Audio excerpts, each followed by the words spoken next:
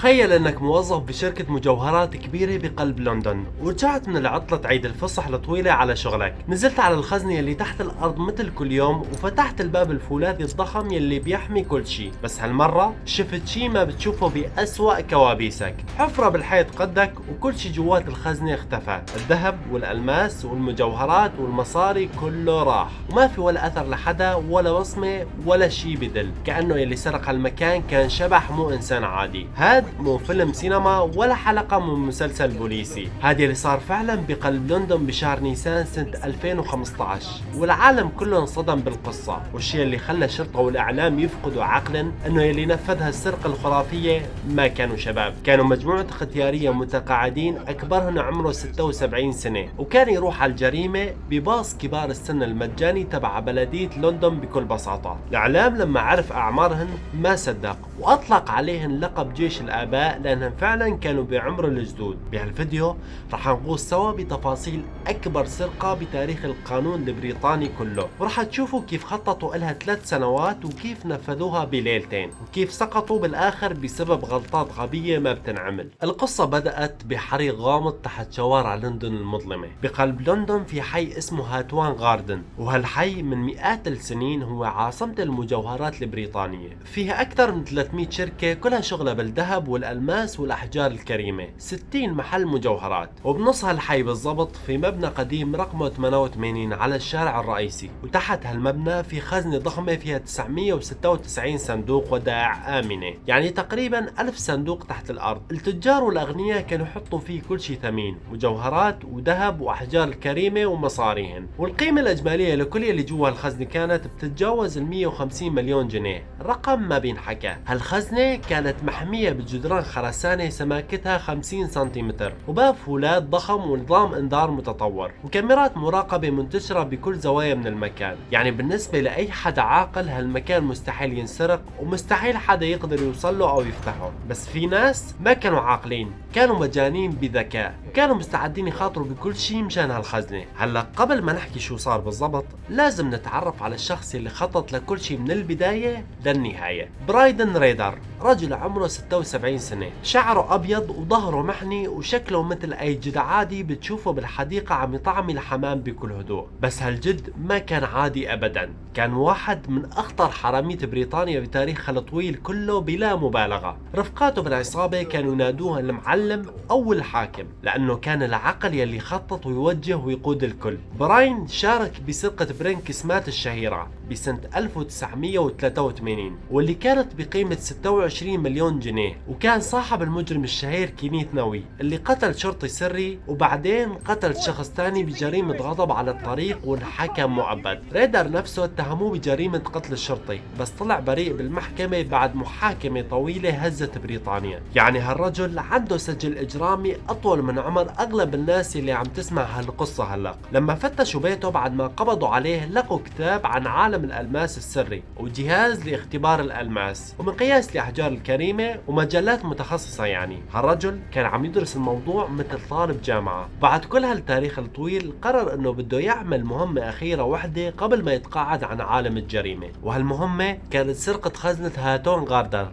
الأكبر والأشهر بكل بريطانيا. وبدأ يخطط لها بخانة اسمها ذا كاسل على طريق بنتو نيفيل قبل 3 سنين كاملة من التنفيذ، يعني تخطيط طويل ودقيق. ريدر ما كان لحاله طبعا، جمع حوالي فريق كامل من المجرمين القدامى كلهم ختايرة مثله بالعمر. أول واحد تيري بيركنز، كان عمره حوالي 67 سنة، وهذا كان مجرم قديم شارك بسرقة سيكوريتي اكسبريس سنة 83 وانحكم 22 سنة سجن، وهرب من السجن بسنة 95 وضل هارب 17 سنة والشرطة عازية عنه. برينكز احتفل بعيد ميلاده 67 وهو عم يحفر بجدار الخزنة، يعني كان يحتفل بالسرقة، وحكى عن المسروقات وقال رح سهر ذهبي الجديد. هذا ممكن يكون معاش التقاعدي، يعني كان شايفها فرصة العمر الأخيرة لتأمين مستقبله المادي. دانيال جونز عمره 60 سنة، مجرم من هو مراهق، عنده سجل سرقات من سنة 75، ورفقاته وصفوه انه مجنون وغريب الاطوار لابعد الحدود. صاحبه كاروود حكى عنه بالمحكمة وقال داني رجل حساس كتير ومضحك كتير وغريب الاطوار، كان ينام بروب امه ويحط طربوش على راسه طول الليل، يعني شخصية عجيبة ما بتشبه اي حرامي بالاخر. الأفلام.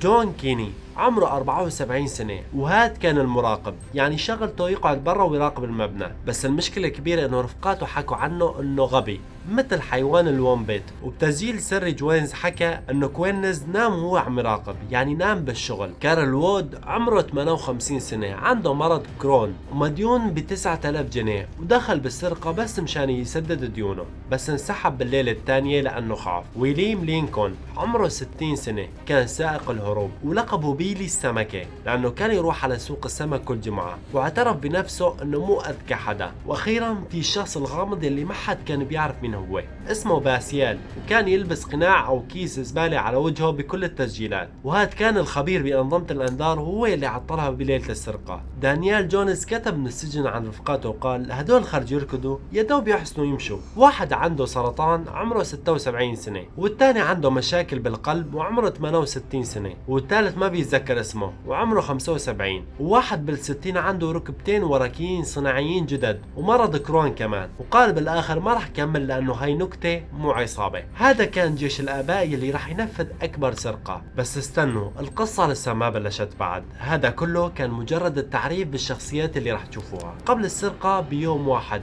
بأول من نيسان 2015 صار شيء غريب تحت شوارع لندن المظلمة. أنابيب تحت رصيف شارع كينغزواي القريب من هاتون غرادن انفجرت وولعت نار كبيرة كتير. النار ظلت مشتعلة يومين كاملين، والنيران كانت عم تطلع من أغطية المجاري بالشارع. منظر مرعب. آلاف الناس تم إجلائهم من المكاتب والمحلات القريبة، والمسارح ألغت عروضها. والأهم من هيك عشرات أجهزة الأنذار بالمنطقة كلها صارت تطلق أنذارات كاذبة بسبب الحريق والدخان والحرارة. فرق الأطفاء حكت بعدين أنه الحريق كان بسبب خلل كهربائي وما كان متعمد ولا له علاقة. بس هالحريق خدم اللصوص بشكل ما كانوا يحلموا فيها أبدا، لأنه لما الأنذار الخزنة رن بعد ساعات الشرطة ما اهتمت وفكرت انه مجرد انذار كاذب تاني من عشرات الانذارات اللي عم تنطلق بالمنطقة. وهذا كان اكبر خطأ ارتكبته شرطة لندن بالقصة كلها، وبسببه ضاعت ملايين الجنيهات من الذهب والالماس والمجوهرات بدون ما حد ينتبه ابدا. بس هالحريق كان مجرد البداية،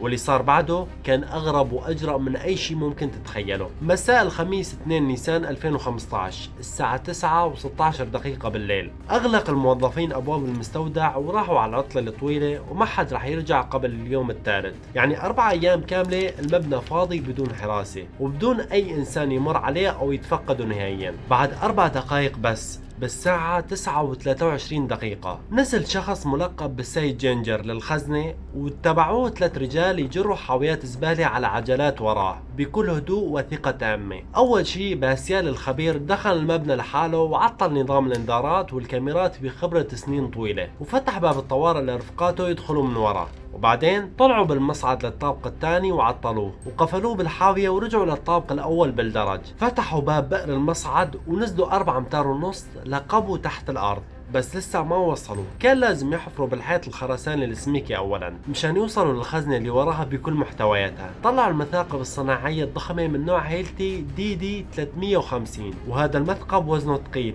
وبيحسن يخترق اسمك الجدران الخرساني بالعالم. بلشوا يحفروا بجدار الخرساني اللي سمكه 50 سنتيمتر، يعني 20 انش من الباطون المسلح. الصوت كان عالي والغبار كان يملأ المكان كله، بس ما حد سمع لانه المبنى كله كان فاضي والمنطقة كلها مقفلة بسبب عطلة عيد الفصح. بعد 1.5 ساعة من الحفر المتواصل بدون توقف اخترقوا الجدار وشافوا يلي وراه. بس هون كانت المفاجأة اللي ما حد كان متوقعها ابدا. ورا الجدار كان في خزنة حديدية ضخمة ومثبتة بالارض وساد الطريق للخزنة بشكل كامل تماما. جابوا مضخة هيدروليكية بقوة 10 اطنان كاملة، حاولوا يزحوا الخزنة بس المضخة انكسرت قبل ما تأثر فيها ولو لمليمتر واحد. هون فقد 2 من العصابة اعصابهم بالكامل. كارولد وبرين ريدر نفس العقل المدبر انسحبوا وقرروا انه العملية فشلت وما راح تزبط. بس الباقيين بالتحديد جونز وبرينكز وباسيال ما استسلموا وقرروا انهم يرجعوا بكرة بمعدات جديدة وراح يكملوا مهما كان الثمن. والسؤال هون، هل راح ينجحوا بالليلة الثانية ولا راح تنتهي القصة هون بفشل ذريع وخيبة؟ بعد يوم كامل من الراحة والتخطيط رجعوا اللصوص مساء السبت 4 نيسان بالساعة 9:17 دقيقة بالليل، وهالمرة كانوا مصممين بشكل مختلف.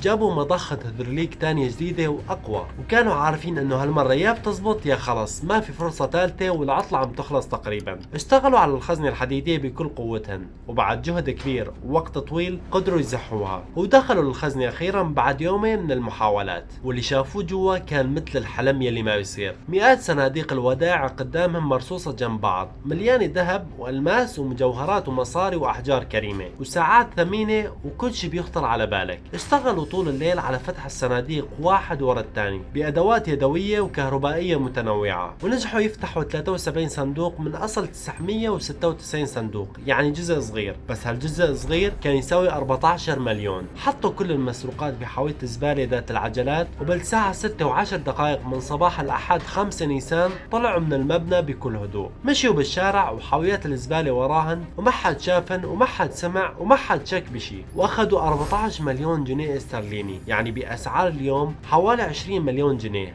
رقم خرافي. السرقة ما انكشفت إلا يوم الثالث 7 نيسان لما رجع الموظفين من العطلة وشافوا الكارثة. صحيفة ديلي ميرور نشرت لقطات كاميرات المراقبة وأطلقت على اللصوص ألقاب مثل السيد جينجر والسيد القوي والسيد مونتانيا والرجل الأنيق والرجل الطويل والرجل العجوز، وصارت القصة حديث بريطانيا كلها والعالم كله بين ليلة وضحاها. بس الشيء اللي ما كانوا عارفينه انه اخطائهم الغبية كانت عم تتراكم وحدة ورا الثانية بصمت، والشرطة كانت اقرب مما بتخيلوا بكتير. هلا خلوني احكي لكم الجزء الاحلى من القصة، كيف سقط جيش الاباء وكيف الشرطة كشفتهم. اول ما انكشفت السرقة الشرطة حولت القضية لفرقة فلاينغ سكوات النخبوية المتخصصة بالجرائم الكبيرة، وحطوا 50 ضابط فورا. اللصوص كانوا حذرين، ما تركوا بصمات ولا أدلة جنائية بالخزنة ولا على المعدات اللي تركوها، بس ارتكبوا 3 أخطاء قاتلة فضحتهم بالكامل، وكل خطأ كان أغبى من القبله بمراحل. الخطأ الأول كان السيارة، وهذا شيء ما بيتصدق. وقت السرقة نفسها استخدموا شاحنة بيضاء عادية ما بتلفت النظر أبدا، وهذا كان تصرف ذكي. بس وقت التخطيط والاستطلاع قبل السرقة بأسابيع استخدموا سيارة مرسيدس بيضاء بسقف أسود وجنوط مميزة، سيارة بتلفت الانتباه من بعيد. الشرطة شافت هالسيارة بتسجيلات المراقبة واتبعت رقم اللوحة ووصلوا لصاحبها مباشر، جون كيني كويلنز، المراقب اللي نام بنص الشغل. الخطأ الثاني كان الموبايلات، وهذا على أغبى. وقت تنفيذ السرقة استخدموا أجهزة لاسلكية ويكي توكي مشان ما ينكشفوا، وهذا كان ذكي. بس وقت التخطيط للسرقة قبلها بأشهر كانوا يحكوا مع بعض على موبايلاتهم الشخصية العادية بدون أي احتياطات وبدون أي تشفير أو حماية. الشرطة استخدمت تحليل بيانات المكالمات وبدأت ترسم خريطة لكل الناس اللي كوينز كان يحكي معهم، وهيك كشفوا باقي أعضاء العصابة كلها. الخطأ الثالث كان أغبى على الإطلاق، وهو التفاخر والتباهي بالسرقة مثل الأطفال الصغار. الشرطة أخذت إذن من المحكمة ووزعت أجهزة الترصد بسيارات المشتبه فيهن، وبلشوا يسمعوا كل كلمة اللصوص عم يحكوها مع بعض بالسيارة. وشو كانوا عم يحكوا؟ كانوا عم يتفاخروا ويحكوا عن مشاركتهم بأكبر سرقة بالعالم كله. دانيال جونس انسجل وهو عم يقول أكبر سرقة نقدية بتاريخ بوقتها، وهلق أكبر سرقة مجوهرات بالعالم، وكان عم يحلم إنه حدا يكتب عنه كتاب، يعني بدل ما يتخبى كان عم يتباهى. الشرطة كمان حطت محققين يتبعوه بكل مكان، وقارئين شفاء يراقبوه، وكاميرات تصورهم بحالاتهم المفضلة. كل شيء كان مسجل ومرصود. يعني تخيلوا خططوا 3 سنين ونفذوه بليلتين، وسقطوا لأنهم ما حسنوا يسكتوا عن التفاخر. يوم ال 19 من ايار 2015 بعد 6 اسابيع فقط من السرقة الشرطة كانت جاهزة. الساعة 10 الصبح 200 ضابط شرطة بكامل عتادهم هجموا على 12 عنوان مختلف بنفس اللحظة بالضبط بعملية منسقة بدقة عالية. كان لازم يمسكوهم كلهم بنفس الوقت، لانه لو مسكوا واحد لحاله الباقيين كانوا رح يهربوا ويختفوا مع المسروقات ويضيعوا للأبد بلحظة. العملية نجحت بشكل كامل، وتم القبض على كل اعضاء العصابة ومساعديهم، واسترجعوا حوالي 4 ملايين و300 ألف جنيه من المسروقات، يعني حوالي ثلث المبلغ بس، والباقي ما رجع. 9 ملايين و700 ألف جنيه من المجوهرات والذهب والألماس لسه ضايعين لهلق بمكان ما. لما الشرطة أعلنت عن الاعتقالات الإعلام كله انصدم، لأنه الكل كان يتخيل حرامية شباب محترفين مثل أفلام هوليوود، بس اللي طلعوا كانوا مجموعة جدود بالكاد بيحسنوا يمشوا. المحقق بيتر وصفهم بأحلى وصف ممكن، وقال كانوا مجرمين تناظريين يشتغلوا بعالم رقمي، وحكى أنه هالسرقة على الأغلب آخر سرقة من نوعها بالتاريخ لأنه التكنولوجيا تغيرت. بآذار 2016 محكمة ولتش الجنائية أصدرت أحكام على أعضاء العصابة واحد. كوينز وبرينكز اعترفوا بالذنب كلهم، كمان، وانحكموا 7 سنين سجن لكل واحد فيهم. براين ريدر العقل المدبر انحكم 6 سنين و3 اشهر، وكارورد اللي انسحب انحكم 6 سنين، ويليام لينكولن سائق الهروب انحكم 7 سنين، ودويل السباك انحكم 21 شهر مع وقف التنفيذ، يعني ما دخل السجن اصلا. وبكانون الثاني 2018 المحكمة اصدرت امر مصادرة بقيمة 27 مليون ونص جنيه ضد 4 من الأعضاء الرئيسيين، يعني أكثر من ضعف يلي سرقوه لازم يرجعوه كله. برينكز مات بالسجن بشباط 2018 بعد أسبوع واحد من صدور أمر المصادرة، وكان عمره 69 سنة لما مات بالسجن. دانيال جونز ما رجع المصاري فزادوا على حكمه 6 سنين و287 يوم إضافي. كوينز كمان ما دفع فزادوا حكمه 2309 أيام، يعني سنين طويلة كمان. وريدر العقل المدبر مات بنيسان 2024 وعمره 84 سنة بعد ما عمل أكثر من 200 مليون جنيه سرقات خلال حياته الإجرامية الطويلة اللي ما رحمه. بس في سؤال ضل محير الشرطة والإعلام والناس لسنين طويلة، مين هو بايسل الشخص الغامض؟ هو اللي عطل الإنذارات ودخل الخزنة مع جوينز، وبكل التسجيلات الكاميرا المراقبة كان يلبس قناع وكيس زبالة على وجهه فما حد شافه. الشرطة عرفت هويته بتشرين الثاني 2015 إنه اسمه مايكل زيد من أزيل، عمره 57 سنة بس ما قبضوا عليه. استنوه لحد 28 آذار 2018، يعني 3 سنين كاملة قبل ما يقبضوا عليه. والشيء المضحك انه تعرفوا عليه جزئيا من طريقة مشيه المميزة بتسجيلات الفيديو، يعني حتى طريقة المشي فضحته بالاخر وكشفت هويته. مايكل سيد انحكم 20 سنة سجن بتشرين الاول 2020، امروه يرجع 6 ملايين جنيه او 7 سنين سجن زيادة على حكمه الاصلي. وبشباط 2026 يعني قبل ايام بس انكشف انه مايكل سيد انطلق من السجن بالغلط وضل حر 6 اشهر كاملة قبل ما حد ينتبه، يعني حتى السجن ما حسن يحافظ عليه جواته. هالرجل كأنه شبح فعلا، حتى السجن ما حسن يمسكه. وهذا بخلي الواحد يتساءل مين بايسل فعلا وشو قصته الحقيقية اللي ما حد بيعرفها. هي قصة سرقة هاتون غاردر، أكبر سرقة بتاريخ القانون البريطاني كله. قصة مجنونة، مجموعة ختايرة حلموا بمهمة أخيرة قبل التقاعد، خططوا لها 3 سنين ونفذوها بليلتين بس. سرقوا 14 مليون جنيه من قلب حي المجوهرات، بس سقطوا بسبب سيارة مرسيدس لافتة للنظر وموبايلات شخصية ولسان طويل ما بيسكت ابدا. لهلا 9 ملايين و700 الف جنيه من المسروقات ما رجعت وما حد بيعرف وينها. هل هي مدفونة بحديقة حدا او مخبية بقبو سري او انباعت وتوزعت على ناس ما حد بيعرفها؟ بالنهاية هالقصة بتعلمنا شيء مهم كتير، وهو انه مهما كنت ذكي ومهما خططت غلطة صغيرة وحدة كفيلة انها تنزلك من القمة للقاع بلحظة بس. تخيلوا 3 سنين تخطيط راحوا بسبب مرسيدس لافتة، موبايل شخصي، وحكي بالسيارة عن السرقة. هالقصة بتثبت انه مهما كان الحرامي محترف، الغرور والتفاخر هن اكبر اعداء اي مجرم. برايكم شو صار بالمسروقات اللي ما رجعت؟ وين ممكن تكون مخباية لهلا؟ شاركوني نظرياتكم بالتعليقات تحت، واذا حبيتوا هالنوع من القصص المجنونة اشتركوا بالقناة مشان ما يفوتكم شيء، لانه عم بجهز قصة اغرب من هاي بكتير بالاسبوع الجاي، وعلى ضمانتي انه رح تصدمكم.